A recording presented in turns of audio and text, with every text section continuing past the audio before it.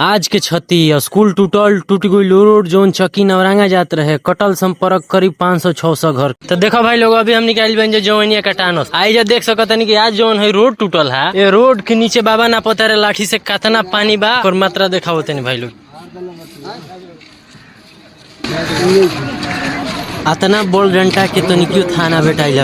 एक और मतलब ये भाई लोग की कटान तनी मुनी नहीं कटत पूरा नीचे से माटी काट के ओकरा बाद ऊपर से बैठावता। दुख के बात बा भाई लोग की एजा के स्थानीय नागरिक और कुछ सरकारी फंड के माध्यम से भी ईटा गिरा के कटाव रोके के प्रयास कल गई रहल है। काफी हद तक कारीगर साबित भई रहल है, लेकिन कटाव एजा से ना करके गंगा जी के जो रुख बा भाई लोग मुड़ गई है। एजा से आगे बढ़ के कुछ दूरी कुल कटला के बाद करीब आगे जाके 50 मीटर के दूरी पे रोड के क्षति पहुंचावे के काम कइल गइल बा भाई लोग। बिल्कुल भी असहनीय क्षति बा भाई लोग। देखला के बाद एजा ऐसा व्यतीत होता मानो एजा रोड के नाम पर कुछ रहे ही ना।